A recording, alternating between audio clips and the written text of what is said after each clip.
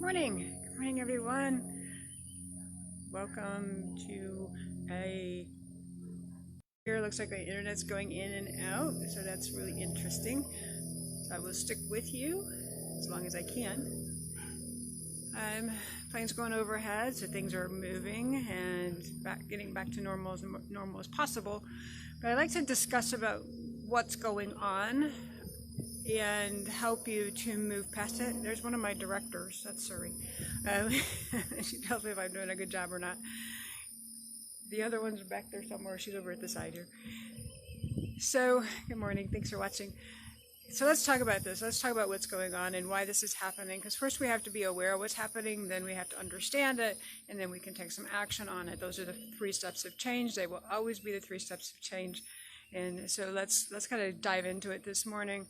Yesterday, I had 2 Facebook Live interviews in the morning. Good morning, hi Jean. Talk to you in a few minutes. Had 2 Facebook Live interviews.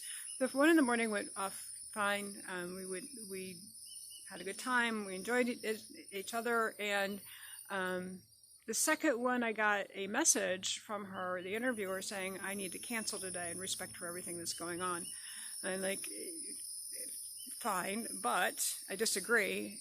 We all need support right now more than ever, and to cancel is just adding to the stress everyone's feeling. Okay, so let's try to be aware of what's happening. We had the virus, and a lot of things changed instantaneously overnight for us that we weren't even aware of what was happening.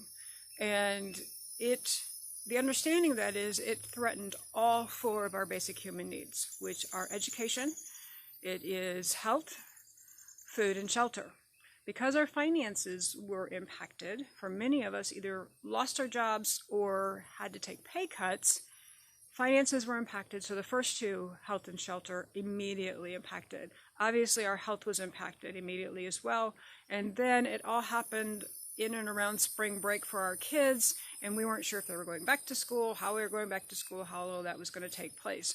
So that happened, and the level of stress was incredible. It was through the roof, especially for highly sensitive people when we're feeling everyone else's energy. So not only do we have our own stress, but we have everyone else's energy we're feeling. And I'm not saying that we're, as highly sensitive people, responsible for other people's feelings, but we do feel them. And so it's releasing them from ourselves. So we finally kind of got into a groove, right? We got into the groove of staying at home, working at home. We got into the groove of the kids doing online schooling. We kind of got into the groove of where the next meal is going to come from for some of us. But we got in the groove. We kind of figured it out, and we started to relax as much as we could in spite of the situation. But what happens when we get into that threat state, there's still an underlying response of fight, flight. And this happens automatically. There's a director again. She's telling me whether or not I'm doing this right or not. We get into fight, flight. And fight, flight is automatic. It's not something you think about. It's not really something you control. It is your brain's way of understanding if you're in danger, and we were certainly in danger. With all of those things threatened, which never has happened in our lifetime, and for centuries, really, all of those things at the same time, because it might be 1, it might be 2, but it's not going to be all of them. Our brain went into overdrive of fight flight. So what's fight flight? That is the response of, do I fight it off or do I run away? And what happened during this experience is we couldn't run because we were staying at home. For those of us that are fortunate enough to be in an area where we could walk, that helped. But for some of us, I have clients that were in apartments and they couldn't get out of their apartment. They maybe had a window they could open, maybe a balcony they could step on, but there was no way to walk away from it. There was no way to run. There was no place to run. So that increases the stress level. And then the fight piece of it. So the body's, okay, we can't run, let's fight. And fight what? What are we fighting? We didn't know what we were fighting. And so what's happened is all of that suppressed fight, flight, stress has thanks Jean for being here, has created all of this anger, all this explosive anger, all of this explosive stress, all of this overeating, all of this overdrinking. We're trying to cope with this the best we can. And it's not giving an excuse to anybody who's out there breaking the law. This is not an excuse for them. It's really not an excuse for you to be turning to food, because we're not victims and we all make choices. And our choices either will be rewarding or a consequence. But the understanding of what's going on is all of this suppressed fight, flight, and not having a resolve for it has created this outburst of emotion. And it's really unfortunate. I have empathy for the Black community. Morning. I can, I hear what they're saying. Thank you. However, I am not a Black woman. I've never been a Black woman. I will never be a Black woman, so I don't fully understand where they're coming from. And so I encourage conversation. I'd love to see conversation on this thread about how this is affecting each and every one of you.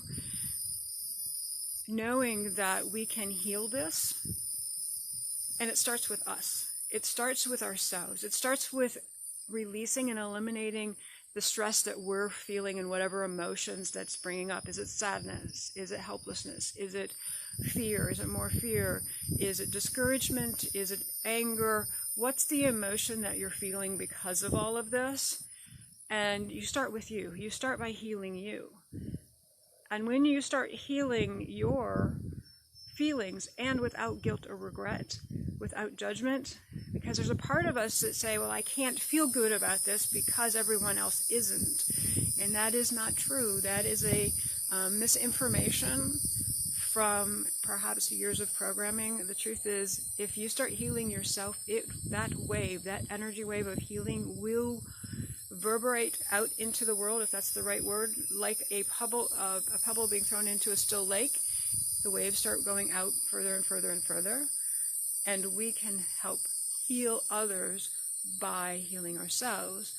So let's go ahead and do a few tapping rounds to help us be more grounded, to get out of that fight-flight so that we can think more clearly, because what happens is when we're in fight-flight, the body automatically sends all the blood to the brain, and takes it out of the brain and into the extremities, so you can either run or fight. And so therefore you don't think as clearly, and perhaps not making the right decisions, or the decisions that are right for you. So, karate chop, even though I have been affected by all of this, every time I watch the news, there's a riot somewhere. Every time I watch the news, a storefront is being broken into and looted. And it feels so wrong. I deeply and completely love and accept myself. Even though I'm feeling all this sadness, I'm feeling all this anger, you name it, whatever you're feeling, there's nothing wrong with what you're feeling. I deeply and completely love and accept myself, even though I feel sad, angry, upset, frustrated, disappointed. I feel they are wrong. I feel I am wrong. I feel everyone's wrong. I deeply and completely love and accept myself at the top of your head. It's okay to have these feelings. Eyebrow. I have choices on what to do with these feelings. Under eye. My action and reaction are my choices. Under eye. I allow any feelings, even my dog is whining about this, so I allow any of these feelings to be dissipated. She's very sensitive as well, so she's feeling what we're trying to release. I am releasing, not because I have to. I'm releasing because I choose to. Underneath your lips, all of these misguided feelings, it's okay to have them. I'm not sure what to think anymore. Collarbone, but I do have a choice.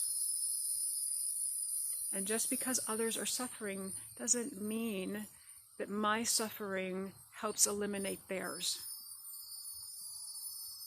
Underneath your arm, I allow myself to send love and peace and calm into the world. Take a deep breath. Even though I feel all of these feelings, I'm not sure what to do about them. Just because other people are suffering doesn't mean I have to. I choose to heal, good morning, by helping release these emotions, these chaotic emotions, good morning, deeply and completely, accepting myself, even though all of these feelings about, I might say your name wrong, Rhonda, that's probably it, glad you're here. I acknowledge all of these feelings I'm having around the situation in the US right now and in the world. And I don't have to suffer because others are suffering. I choose to heal my feelings so others have the opening to heal. Even though these are really strong emotions. And it's affecting me on a daily basis and I didn't even know it. I thought I was okay. And even if I was okay, I still send love and appreciation and healing into the world. Up your head. It's not my responsibility, but I can help. Eyebrow. I choose to help by staying grounded in safety and healing. Your eye. I allow myself to release these emotions, knowing they're not only helping myself, but my family, those around me, those I love, community, and beyond. It's okay for me to feel safe. Your lips. It's okay for me to have these feelings. There's nothing wrong with them. And I release them. Collarbone. It's okay to release these feelings when all of this chaos is going on in the world. Under your arm. I feel I need to keep them because other people are suffering. Go back to the top of your head, and just because they're suffering doesn't mean I'm doing anything by suffering along with them. Eyebrow. I choose to be a leader in the healing community by choosing to heal and ground myself, releasing the stress, releasing this worry, releasing anxiety, releasing the anger, frustration, disappointment, even shame for what's happening on your arm. That's not my responsibility. My responsibility is to heal me and to release my emotions so they're not adding to the chaos, instead allowing the chaos to heal. Take a deep breath.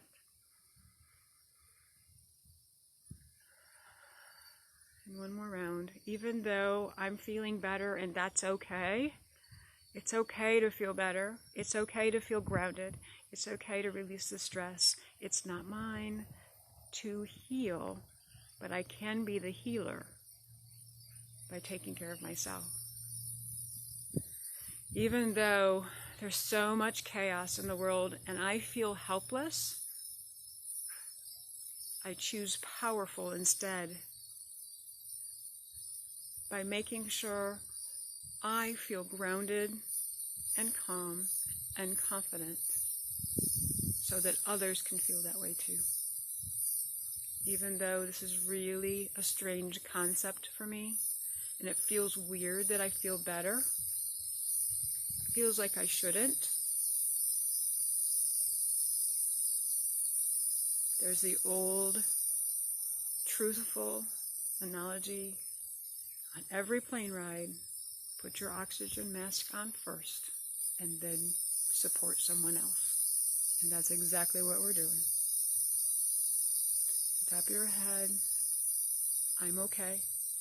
Eyebrow, I am safe. Side of the eye, I am safe. Under your eye. It's okay to feel all these things, and it's okay to feel better.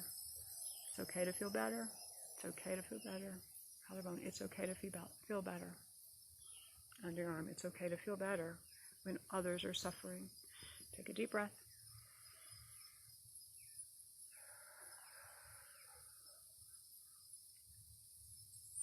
It's okay to feel better. Because when you feel better, you're going to vibrate out an energy into the world of calm and peace and wise decisions. Not being responsible or taking responsibility for anyone else but yourself. But it will support others when you feel better. I invite you to, one, take personal responsibility if any of this tapping did bother you in any way.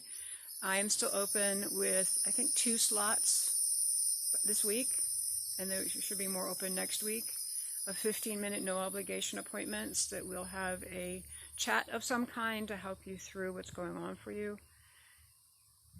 But in the meantime, understand that any change goes through 3 phases, and 1 is the awareness, 2 is the understanding, which I hope that this brought you some understanding today what's going on, and then 3 is creating an action, a plan. And the plan can be tapping for others, certainly can be, it can be prayer for others, it doesn't have to be physical. In other words, you don't have to show up at the protest. If you are at the protest and you're being, and it's a very, I've seen some amazing protests. I support their right to protest, absolutely, and it's nonviolent. Do that. I've actually seen where the police officers are supporting them. Sorry, I got something stuck to my lips. And supporting them by walking with them and blocking off streets so they'll be safe. Take some action of some kind, and it can start with you. It can certainly start with you.